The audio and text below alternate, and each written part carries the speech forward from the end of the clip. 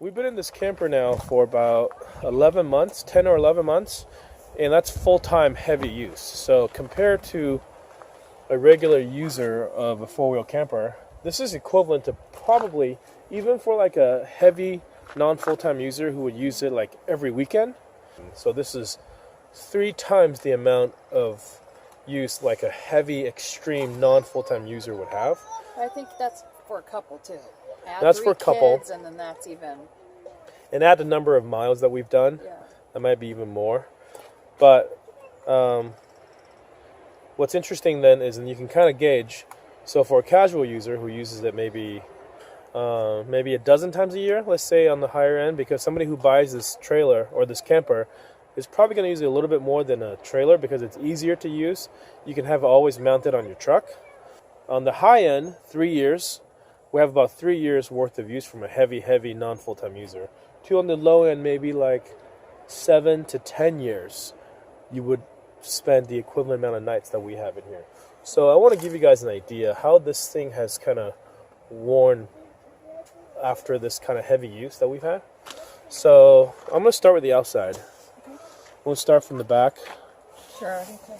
First of all, like we've spent a lot of time on the coast, maybe more than normal, especially for the first few months. Right, Mexico. So we've gotten like a fair amount of rust on the struts little right here. metal parts of the struts. And that could just be that these aren't the best quality struts. We didn't buy these from Four Wheel Camper. We put them on ourselves. But they still work. Another thing is these buckles. They are, I'm assuming, galvanized steel. Yeah, So they they're shouldn't rusting. rust that much. But on the inside right there, there's some rust. But that is just surface rust. It's not that huge of a deal. We started getting this Yeah. random crack. We have this crack, which I don't know where it came from. Don't remember when we picked it up, but it could very well be there. Yeah, And this have- rubber thing, yeah, on high, it's doing the job. but it's still dented it. But yeah, when you catch this door on a heavy wind, this swings over and it smashes it on that. It dents it a little bit, but it's better than the alternative, which is smashing up, have the door completely smash up the side. So this rubber, it's sort of holding up. A little bit of cracking going on. But our Airstream door didn't break. This is a lot thinner. Yeah, than our Airstream this is lighter center. duty than the sliding thing on our Airstream. But it just, So this is cracked, and this jumps out and railed a lot. this part's so- cracked too that we don't really. This plastic part. So the plastic pieces aren't not holding up real well. And the usual screen stuff. And the weather stripping here is, well, I don't know if there was ever weather stripping, but it's not leaking around the door, I don't think. We had something this dented. Yeah, there's a dent there. I think it was from something that we stored inside. Looks like these screws are rusty. This deadbolt, though, I had to take it apart, grease it, clean it, because it was starting to rattle loose. They're just kind of held in by these screws. And then the actual deadbolt part that comes out was like cockeyed, so I had to fix that. Basically, I just took it apart, cleaned it, and repositioned it and tightened it back down. This part broke. The little keeper for this screw cap that will go on there when this is off. This used to be attached to it. This part broke. So I just keep it on this now. Not a huge deal. Usual, like, little pinstriping from driving through the trees. Yeah. That's normal. That's our end. Outside's holding up pretty well. And you can see on that buckle there's some rusting going on. Right there. We had water Yeah. go in a little bit here, but ever since I put this thing We to haven't had remind me water to in check, there? we haven't, so it just happened that once. I think it pulled up enough where it just kind of went inside those, I don't know, what is that called again? Yeah, a little rain gutter. Oh, this is an interesting part to talk about. These rubber inserts, they're fine in normal weather, but when we were driving back from Texas, It was, like it was really hot. 110 degrees. And this gets heated up and it gets really soft. And every like 5-10 minutes, this will come out of the slot that it's like fits in. It just kind of pressure fit it in there. But when it gets soft and malleable, it pops out and starts flapping. So that wasn't awesome. Yeah, that was just one time. Yeah, but we haven't been in that kind of hot weather and driven, because we were driving directly west, right, facing the sun the entire time. Everything else is holding up outside so far. Yeah, so far so good. All right, should we go inside? Sure. Here's the inside. Is that a type 2? No. So Lights. everything is working as far as we know. There are a few things that are kind of annoying, like these are great. You know, the edges on these are different than the edges down there. As you can tell, this is just like a glued on piece of trim, and it lifted up and it broke off just after repeated like banging up against things that are kind of stored here. So I don't know there's much you can do outside of using different material. That's what happens here, and then it happens, I think it happened on when the table sits against our cabinet here. I think maybe on that side a little piece came off. Just like 2 places. Yeah. That's not too bad. That's only kind of like the visible things that have caused any concerns. Yeah. See, like we have like rusting inside, which I'd rather not have rust inside, but Yeah, but those no, fittings, these fittings that's mostly from like condensation. Yeah. Because we get a lot of condensation, and we don't know if it's just because there's 5 of us in here. We get more condensation than usual. We do. Yeah. So here's the kitchen. This has been working out pretty well for as small as it is. We cook a lot of stuff in here, but a couple things I wish that they would do differently. We didn't opt for the flush stove or the flush sink, which I think is okay, but for anybody who chooses this traditional sink, be aware that this faucet is kind of small. So when you turn on the water, like it doesn't reach out very far. And if you try to wash something by putting it up against this, it's going to splash back towards the faucet and against the wall. And there's such little space where they've sort of put this faucet in here. It's hard to clean. It's hard to clean behind here and between the handles. Yeah. It's just... So I have concerns about just kind of letting moisture constantly sit in there and then warping the wood over time. Hasn't happened yet, but I have concerns about that. I should, while we're at it, give it a general wipe down so there's no moisture. There's some wood, like this drawer. It stays in place unless we're on really bad dirt roads, which this cabinet or this drawer fell out once and got dented there. Smash the corner. And then all this silverware here, when we're on a dirt road, it bounces. And what happens, it bounces, I think, on top of here. Loose. And then we'll always find our silverware in either of these two. Right. And then I have to fish it out. So ideally, you have some kind of cover for your silverware that's in this drawer, but that's not. It's just annoying, but it's just not great. Not fun when you know there's a knife missing and you open this cabinet and the knife falls where your Or you feet got to are. stick your hand in there to look for it without knowing where it's at. So you want to take this all the way out? We can show. This thing is kept by no mechanism whatsoever but this railing, this little rail up here, and there's a little rubber stop right there that just catches it against that. So with any amount of bouncing. yeah, we do a lot of bouncing.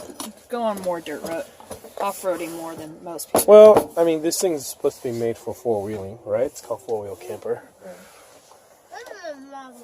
Fridge is working good. This is just a 12-volt 110 fridge. The only concern I have is if anything leaks or ice starts melting, it goes here, pulls up here, and then if you look right here, you can see kind of, I don't know, I feel like maybe the wood is starting to warp. It's hard to clean this right here. I just feel like the wood I don't know if it's always like this, but there's always water. And if water drips from the refrigerator out, Yeah. and then, I don't know, I just feel like this needs to be protected. Like wood and water together like that is Right. not the best. But And this is metal. This is part of the fridge. yeah, but you can see this is how And this. this is kind of, all the moisture has kind of started to rust And you can see how this these is corners a little. See, lift it a little bit. Well, this is part of the fridge, like Fridge. install kit. Yeah. Right, so this is metal. This is like the metal box that you like mount it in, and then you slide the fridge in, and it catches it. But this is not attached to the wood. But nonetheless, you can see there's maybe it's the way it's designed. So Just something you noticed. yeah, the lifting mechanism's working pretty good. Yeah. The bed is working out pretty good. We opted for no sliding glass because we heard that the sliding glass has a tendency to leak, so we didn't get that. We're talking about condensation. Typical, like, I think these windows are pretty much useless.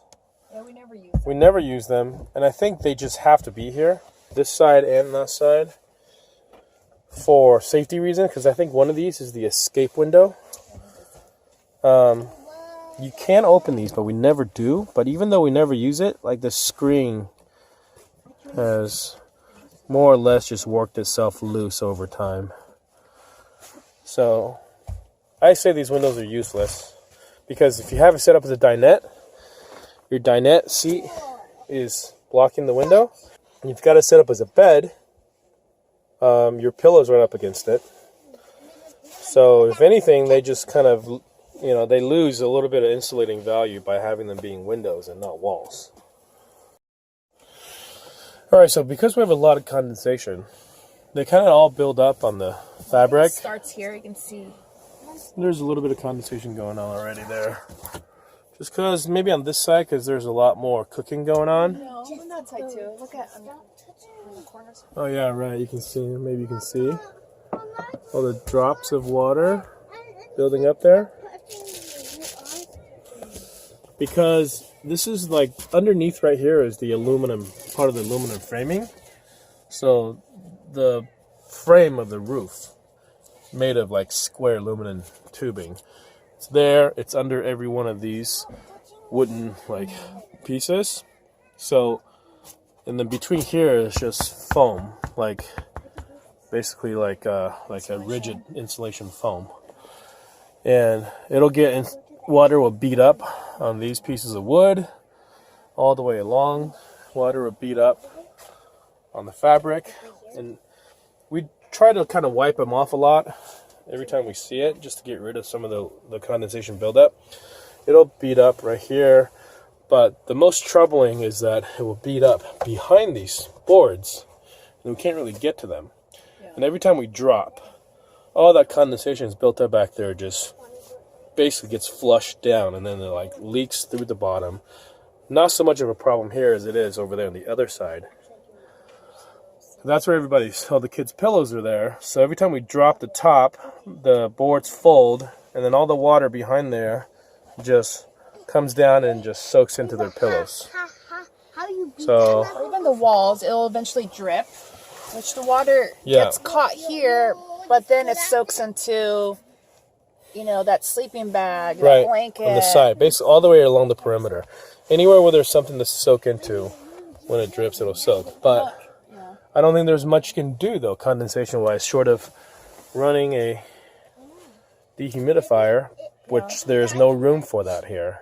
Sometimes it gets with all bad these enough people. where it ends up underneath here, Right. not against the wall there, which this is vinyl, so it doesn't get wet, but it still pools underneath, and I have to And wipe it's that. right up against the wood. Yeah.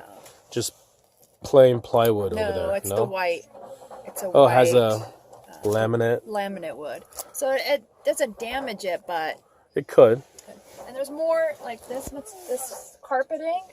Yeah. It's around the bottom where their pillows are, and that gets wet, and that's hard to dry, and then just their pillows are just wicking that moisture. Yeah, and then their pillows get soaked.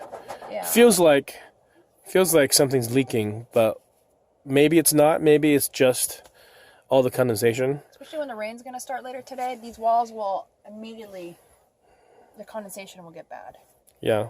And because we always associate it with leaks. right. But then it happened a few times when it wasn't raining. It was just really cold out. We're running the heater a lot in there. So then we would get stuff soaked. One of the things I don't like is if I wipe these every morning, and every once in a while, if I go near the edge here, I'll notice that a little bit of mold is growing. So in between It's here, wood. so it's wood. So then I have to wipe it down. And I just don't know what's right underneath it that I can't wipe to, and I just don't want mold spores with the kids.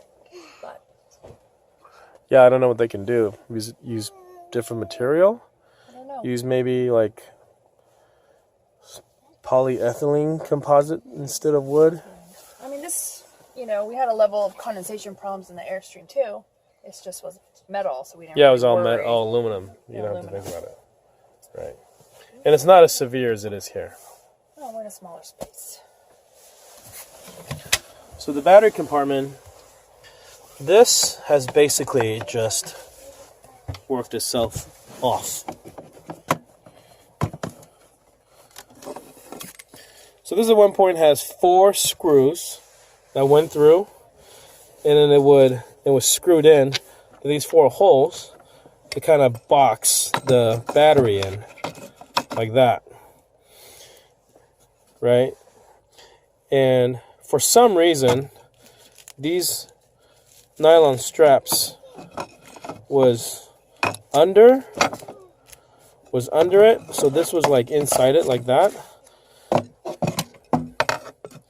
And just again over these bumpy roads, this continued pulling up on this piece of wood, essentially just yanked these screws out of these holes. I think that happened right away, like within the first month. Happened really fast. So that's because we drove down some dirt roads in Baja right away. So ever since then, this piece of wood had just been sitting here. And it really isn't doing much because I'm using these nylon straps to hold the batteries back anyways. But I've always had the intention of maybe getting some epoxy to fill those holes and then get bigger screws to put them back in. But, it hasn't gotten worse. But I would definitely reconsider some other solution than just... And I think these screws are just kind of short. See, they only come out about like a 1/4 inch. And that's not really going to hold it with any kind of off-roading. So that's the battery. I don't know, we have a hard time sometimes closing the windows. I mean, there's like gap here, so it's like, I wish this was thicker. Yeah, the way that it's kind of like sewn, like you kind of really have to stretch it to pull it out and to get the Velcro to stick. I just kind of see. And then like right here, it's like barely overlapping even if you stretch it. It's fine when the whole thing is closed because this is thicker, but if it's during the daytime you want to see outside. Yeah, and I don't know if this was like sewn like this on purpose or if it's shrunk for any reason or if it's just, poorly measured. You can see that it's wide enough down here. When it comes up, it gets a little too narrow. And you think it's just on the one side, but no, it's on both sides. Yeah, and then we also have And this. over here too. On all 4 of them, in fact. And then like this is kind of. I always think it's kind of weird that Yeah. you can kind of see outside. Like this is like right really. here, you can see outside. There's no. Right, so you can see where they cut the hole out for the wall. Yeah. And you can see where they inserted this rubber boot. But this rubber boot is just kind of dropped in here. I don't know if it was supposed to be like fastened into place at all, or if it's just supposed to kind of sit there. It doesn't bother me. It's just like water builds up here, and then see how a little bit of dust and mold starting. Mm-hmm. So if it, I don't know. I guess it's so you can clean it. Yeah, you can totally just see through. Like if you pull this out, there's the outside. hasn't, rain or anything hasn't gone through it. It just, No. I wonder if it's designed that way for a reason. Yeah, I don't know. Would love to find out. So this fabric for the Silver Spur model has been holding up really well.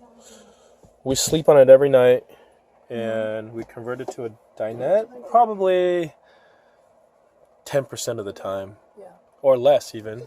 Sometimes we'll just leave it as a bed for weeks on end. But because there's some like rusting going on with some of these screw heads down here, like you'll see things like this, which is rust that's rubbed off onto the fabric. It'll probably come off if we try it real hard to scrub it off. But the problem is less so the rust getting on the fabric, is more just rust building up itself. I think that again is the condensation problem, which is difficult to figure out a solution for. And it's all this stuff, like right here, there's no condensation doesn't build up on these for some reason, and then so these aren't rusting a little bit, like on the edges here a little bit. But yeah, I don't know why these are. Maybe they should switch to just using all stainless fasteners here. I think these are probably just some kind of plated screws. So these aren't even stainless. Maybe they are, maybe they're not. But these little like rings that it kind of sits around, they're just like nickel plated or something. Yeah, they're not holding up like stainless screws would. It's pretty good after almost a full year of use every night, full time.